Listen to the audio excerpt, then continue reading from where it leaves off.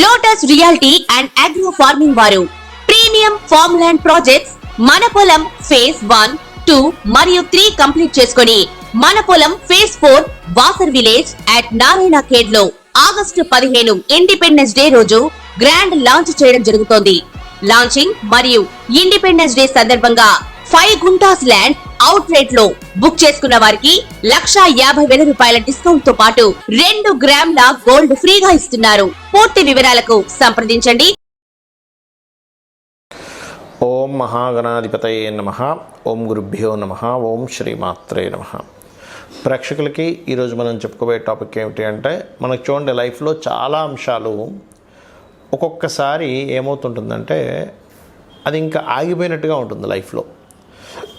అది మన పర్సనల్ ఎదుగుదల కానివ్వండి, ధన సంబంధించిన విషయం కానివ్వండి, లేనట్లయితే పిల్లలకు కొంతమందికి చదువుకు సంబంధించిన విషయం కానివ్వండి, అదేవిధంగా వివాహం కావచ్చు, ఉద్యోగం కావచ్చు, వ్యాపారం కావచ్చు, స్ట్రక్ అయిపోయినట్టుగా ఉంటుంది.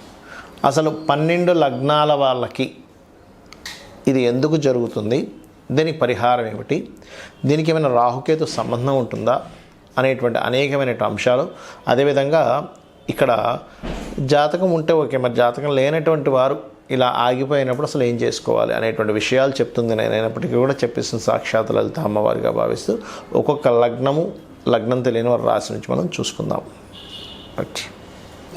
వృషభ లగ్నము, వృషభ రాశి. వృషభం వారికి ఈ రాహుకేతువుల యొక్క ప్రభావం దేని మీద ఎక్కువగా చూపిస్తూ ఉంటుంది అంటే, మనకి సర్పదోషము అనేటువంటిది ఏదైతే ఉందో ఇది మేష వృశ్చిక రాశుల్లో ఉన్నప్పుడు జరుగుతుంది. మీ లగ్నాత్ ఆ సర్పదోషం అనేటువంటి సప్తమము 12వ స్థానాలు అవుతాయి. అంటే ఇక్కడ మీకు సప్తమంలో గనక రాహు ఉన్నాడు, అదొక సర్పదోషమైంది. వృషభ లగ్నాత్ సప్తమంలో రాహు ఉన్నాడు. అప్పుడు మీరు ఏ జాగ్రత్త తీసుకోవాలి, ఎక్కడ ఎటువంటి ఫలితాలు వస్తాయంటే, ఇక్కడ మీకు సప్తమ పోర్ట్ఫోలియో కూడా కంప్లీట్ రాహు సంబంధంలో ఎక్కువగా ఉందనుకోండి, అప్పుడు మీరు స్వదేశంలో కాకుండా విదేశీ సంబంధాలు, వివాహ సంబంధాలు ఏవైతే ఉంటాయో విదేశీ సంబంధాలు అయితేనే మీకు బాగుంటుంది. లేదా కొంతమంది చూడండి సేమ్ దీంట్లో కాకుండా కొంచెం వేరే వీటిలో వివాహం జరుగుతుంటుంది, అలా ఇస్తూ ఉంటుంది రిజల్ట్ ఒక్కోసారి. అలా కాకుండా 12లో ఉన్నాడు అనుకోండి ఉదాహరణకి, ఎందుకంటే ఇక్కడ మీకు ఈ మేష వృశ్చిక రాశులు 7, 12 అవుతాయి. 12లో ఉన్నాడు. అలాంటప్పుడు మీరు తీసుకోవాల్సిన జాగ్రత్త ఏమిటంటే, విదేశాలకు వెళ్ళాలి, అక్కడ స్థిరపడాలి అనుకున్నప్పుడు మీరు ఈ విషయంలో కాస్త జాగ్రత్తగా నిర్ణయాలు తీసుకోవాలి అని చెప్తుంది. అంటే 7లో ఉంటేనేమో వివాహం విషయంలోని, ఆ పార్ట్నర్షిప్స్ విషయంలోని, 12లో ఉంటేనేమో విదేశాలకు వెళ్ళేటువంటి అంశాల్లో ఈ పర్టికులర్గా జాగ్రత్తలు తీసుకోవాలి. మరి మీకు సన్ సైన్ అంటే సన్ యొక్క రాసుల్లో రాహు ఉన్నాడు. ఎందుకంటే రాహుకి రవికి అది డిఫరెంట్ ఎనర్జీస్. పడకపోవడం అంటే అదేదో వాళ్ళిద్దరు శత్రువులే కొట్టేసుకుంటారని కాదు, డిఫరెంట్ ఎనర్జీస్. ఇప్పుడు నీరు, అదేవిధంగా అగ్ని ఉంది, డిఫరెంట్ ఎనర్జీస్. నీళ్ళల్లో అగ్నిని అంటే అగ్ని దగ్గరికి నీ వాటర్ వేసామని కదా సర్రం అంటుంది, అట్లా ఏంటంటే అట్లా. ఇక్కడ ఈ 4th హౌస్లో కనుక మీకు రాహు ఉన్నాడు అనుకోండి, అప్పుడు ఏంటంటే మీరు ఏదైనా గవర్నమెంట్ రిలేటెడ్ సంబంధించినటువంటివి ఏవైతే మీరు వాహనాలు కానీ గృహాలు కానీ ఇవి వాడతారో వాటి వల్ల ఇబ్బంది వస్తూ ఉంటుంది. అది మళ్ళీ కొన్ని వృత్తుల వాళ్ళకి అది మళ్ళీ వర్తించేది. అట్లాగా విదేశాంగ మంత్రి ఉన్నాడు ఉదాహరణకి, లేనట్లయితే IFS ఇండియన్ ఫారెన్ సర్వీసెస్ వాళ్ళు ఉన్నారు, వాళ్ళకి డిఫరెంట్. అంటే మనం చేసే వృత్తిని బట్టి కూడా ఉంటుంది, గుర్తుపెట్టుకోండి. అదేవిధంగా మీకు ఇందాక నేను మీకు ఒక ఉదాహరణ చెప్పాను వేరే వీడియోలో, ఏంటంటే కుజుడు బుధుడు కానీ, కుజుడు రాహు కానీ, రవి రాహు కానీ, ఇట్లా కొన్ని కాంబినేషన్స్ ఉంటాయి సర్పదోషాన్ని కలిగించే కాంబినేషన్స్. సర్వసాధారణంగా సర్పదోషం ఉన్నప్పుడు ఏంటంటే మనిషి అగ్రెసివ్గా ఉంటుంటాడు, ప్రతి అంశంలో సర్రమని కోపం రావడం ఇట్లాంటివి జరుగుతుంటాయి. కాబట్టి దీన్ని కంట్రోల్ చేసుకోవడానికి ముఖ్యంగా మీరు చేయవలసింది ఏమిటంటే విష్ణు నామాన్ని ఎక్కువగా జపించండి. ఈ కుజుడు ఎప్పుడైతే పాపగ్రహాలతో సంబంధం కలిగి ఉన్నాడో, రాహు పాపరాశుల్లో అంటే కుజరాశుల్లోని అండ్ రవి రాశుల్లో ఉన్నాడో, లేదా ఒక్కోసారి కొంతమంది చంద్రరాశుల్లో ఉంటాడు. అంటే వృషభం వారికి కనుక ఉదాహరణకి చంద్రరాశుల్లో ఆయన కర్కాటకంలో ఉన్నాడు అనుకోండి, మిస్కమ్యూనికేషన్స్ ఎక్కువగా జరుగుతూ ఉంటాయి. అంటే మీరు ఒక మాట అంటే వాళ్ళు ఇంకో రకంగా తీసుకోవడం, లేదా మోసపోవడం, మధ్యవర్తిత్వంగా ఉండి మోసపోవడం జరుగుతుంటుంది. అలాంటప్పుడు ఏం చేయాలి అంటే మీరు దుర్గా ఆరాధన ఎక్కువగా చేస్తుండాలి. ముఖ్యంగా ఈ రాహు యొక్క ప్రభావం తగ్గాలంటే ఎక్కువ దుర్గా ఆరాధన చేయండి, అన్ని విధాలు బాగుంటుంది. చాలామందికి లగ్నం కానీ రాశి కానీ నక్షత్రం కానీ తెలియదు, వాళ్ళు పుట్టినప్పుడు ఏ నక్షత్రం ఉందనేటువంటిది. మరి అలాంటి వాళ్ళు ఏం చేయాలి? ఇక్కడ మనకి వేదాల్లో చెప్పినటువంటి కొన్ని అద్భుతమైనటువంటి అంశాలు నేను మీకు ఇప్పుడు షేర్ చేస్తాను. ఎవరికైనా కానీ గుర్తుపెట్టుకోండి, బాగా అసలు ముందుకు కదలట్లేదు అన్నప్పుడు వాళ్ళు ముఖ్యంగా సర్పసూక్త పారాయణము, అగ్నిసూక్త పారాయణం చేసుకుంటుండాలి. ఇది పారాయణం అంటే వినడం కానీ, లేకపోతే ఇంట్లో పారాయణం చేసి అభిషేకం చేయడము, ఇట్లా రకరకాలు ఉంటాయి, హోమం చేయడం. అంత చేయలేము అనుకునేటువంటి వారు చాలా సింపుల్ రెమెడీ ఒకటి చెప్తాను. మీకు దగ్గరలో ఆలయాలు ఉంటాయి, అందులో రావి చెట్టు ఉంటుంది. ఆ రావి చెట్టు కిందని సర్ప ప్రతిష్ఠ చేసినవి ఉంటాయి. అక్కడికి వెళ్ళి చక్కగా మీరు ఒక చెంబులో, అది రాగి చెంబు కానివ్వండి, స్టీల్ చెంబు కానివ్వండి, ఏదైనా చెంబు కావచ్చు, దాంట్లో వాటర్ చక్కగా నిండుగా పోసుకొని అందులో పసుపు, గంధము, ఇంకా ఎక్కువగా తీవ్రంగా ఉంటే కొంత కుంకుమ కూడా వేసి ఆ చెంబును పట్టుకొని ఆ రావి చెట్టు చుట్టూ ప్రదక్షిణం చేయండి. ప్రదక్షిణం చేసి దాని తర్వాత ఆ నీటిని ఆ మొదల్లో, రావి చెట్టు మొదల్లో వేయచ్చు, లేదా అక్కడ ఏదైనా సర్ప ప్రతిష్ఠ చేసినట్లయితే వాటి మీద కూడా వేయవచ్చు. దీంతోపాటు ఇంకొక పని చేయాలి. ఏమిటది అంటే ముఖ్యంగా 4 గ్రహాలు ఏమిటవి? కర్మకారకుడైనటువంటి శని భగవానుడు, అంటే మన కర్మ బట్టే కదా ఇట్లా ఉంది పరిస్థితి, కాబట్టి కర్మకారకుడైనటువంటి శని భగవానుడికి, మరియు కుజుడికి, కుజగ్రహానికి, రాహువు, కేతువు, ఈ 4 గ్రహాల దగ్గర దీపారాధన చేయండి. అలా కాదండి, నా పర్సనల్ చార్ట్ పరంగా ఇలా ఉంది కాబట్టి ఆ పలానా గ్రహానికి, that is different. Me personal chart ఉంటే మీ పర్సనల్ చార్ట్లో అసలు ఏ ప్లానెట్ అక్కడ రిజల్ట్స్ ఇస్తుంది, దానికి దానం చేయాలా, చాంటింగ్ చేసుకోవాలా, లేనట్లయితే దానికి సంబంధించినటువంటిది ఏదైనా ఫుడ్.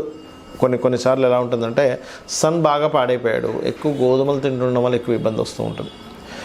అట్లా ఒక్కోసారి రెడ్ కలర్స్ వేసుకోవడం వల్ల, ఆరెంజ్ కలర్స్ వేసుకోవడం వల్ల ఇబ్బంది వస్తూ ఉంటుంది. ఆ రకంగా ఏంటంటే ఒక ప్లానెట్ పాడయ్యాడు అనుకోండి, మీ జన్మజాతకంలో చిన్న ఎగ్జాంపుల్ చెప్తాను, సన్ పాడయ్యాడు, orange colour dresses important works వెళ్ళినప్పుడు వేసుకోకండి. ఇప్పుడు ఎట్లా అంటే న్యాచురల్గా రెగ్యులర్గా వేసుకోవచ్చు. రెగ్యులర్గా ఇంట్లో తిరుగుతుంటాము, వేరే వేరే పనులకు వెళ్తుంటాం, అలా కదా. ఇంపార్టెంట్ అనే అగ్రిమెంట్, లేదా ఒక పెళ్లి చూపులు, లేనట్లయితే ఒక సంథింగ్, ఒక మాట్లాడుకోబోతున్నాం, ఒక డీల్ చేయబోతున్నాం, అలాంటప్పుడు సన్ పాడైతే ఆరెంజ్ వేసుకోకండి. అలాగే మూన్ పాడయ్యాడు, వైట్ కలర్ వేసుకోకండి. మార్స్ రెడ్ కలర్, మెర్క్యూరీ అంటే బుధుడు గ్రీన్ కలర్, మార్స్ అంటే కుజుడు, మెర్క్యూరీ అంటే బుధుడు.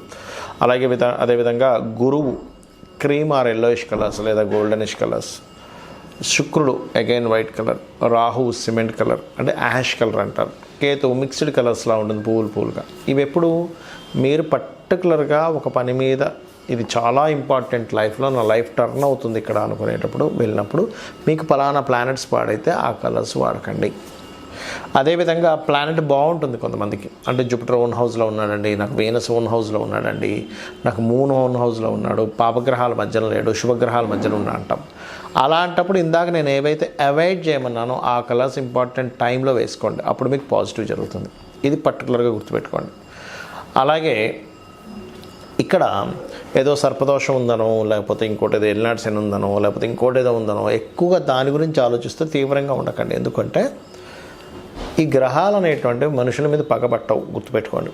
ఇది కేవలం మనం పాస్ట్ లైఫ్లో చేసుకున్న కర్మ. అంటే ఇంకా సింపుల్గా చెప్పాలంటే ఒక లోన్ తీసుకున్నాము, ఆ లోన్ తీసుకొని బ్యాంక్ దగ్గర తీసుకున్నప్పుడు వాడు ఫోన్ చేస్తాడు, లేదా ఎప్పుడు కడతారండి అని ఫోన్ అడుగుతాడు. అంత మాత్రం చేత బ్యాంకు వాడు మన మీద ఏదో పగున్నట్టు కాదు కదా. మీరు లోన్ తీసుకున్నారు, ఆ లోన్ కట్టమని అడుగుతున్నాడు బ్యాంక్ వ్యక్తి, మీరు కడతారు, క్లియర్. అలాగే పూర్వజన్మలో చేసినటువంటి మంచి కర్మలు ఉంటాయి, బ్యాడ్ కర్మలు ఉంటాయి, అది అందరికీ ఉంటుంది, భూమి మీద పుట్టిన ప్రతి ప్రాణికే ఉంటుంది. అలా ఆ కర్మ అక్కడికి వచ్చి మీకు ఈ కర్మ నువ్వు తీర్చుకో అంటుంది. అంటే అలాగా ఒక్కోసారి చిన్నపిల్లవాడికి వచ్చింది ఎడ్యుకేషన్ రిలేటెడ్ కర్మ బాగాలేదు, అప్పుడు ఆ ఎడ్యుకేషన్ రిలేటెడ్ సంబంధంగానే స్ట్రెస్ అవుతూ ఉంటాడు మాటికి. అలా కాకుండా వివాహ సంబంధించిన విషయం బాగాలేదు, వివాహం విషయంలోనే స్ట్రెస్ అవుతుంటాడు. అంటే ఏమిటి, నువ్వు స్ట్రెస్ అవుతూ దాని గురించి ఎక్కువ కష్టపడుతున్నావు అంటే సంథింగ్ కర్మ అక్కడ కనెక్ట్ అయింది. ఇక్కడ మేజర్గా కొన్ని చెప్పాలంటే వివాహం అవ్వట్లేదు, మీరేం బాధపడక్కర్లేదు. వివాహానికి సంబంధించిన ఒక మంత్రం, ఓం కామేశబద్ధ మాంగళ్య సూత్ర శోభిత కందర. లేదంటే బిజినెస్ సక్సెస్ అవ్వట్లేదు, ఓం ఇంద్రగోప పరిక్షిప్త స్మరతూనా భజంగికాయే నమః. అలా కాదండి, జాబే రావట్లేదు నాకు అని అనుకుంటే కనుక మీరు చేయవలసింది ఓం మాణిక్య మకుటాకార జానుద్వయ విరాజితాయే నమః చేసుకోవచ్చు, లేదా ఓం శ్రీమాత శ్రీ మహారాజ్ఞి శ్రీమత్ సింహాసనేశ్వరి నమః చేసుకోవచ్చు.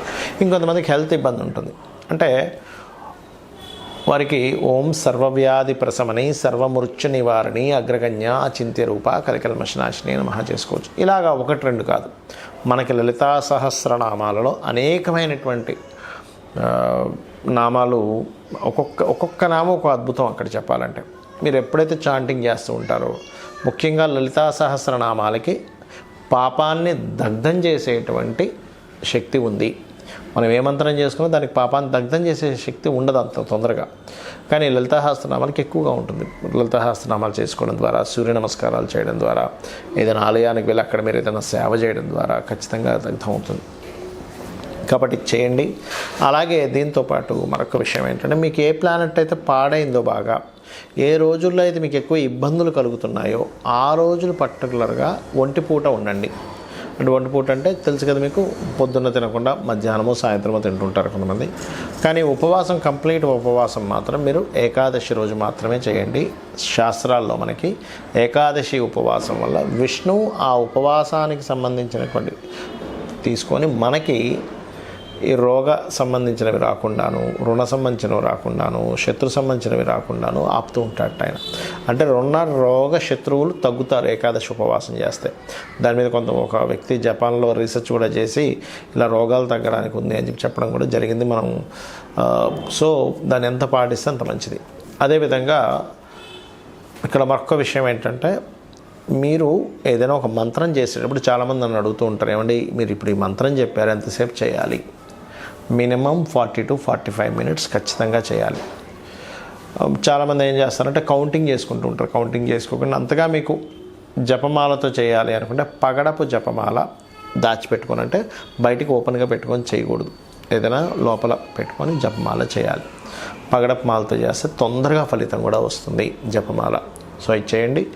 మీకు పర్టికులర్గా మీరు ఏదైతే ఈ ఇబ్బందులతో ఉన్నారో ఆ ఇబ్బందులతో ఉన్నానని మాటిమాటికి చాంటింగ్ చేయకండి. ఈ ఇబ్బందుల నుంచి నేను ఈ రకంగా బయటపడతాను అని ఫీల్ అవ్వండి.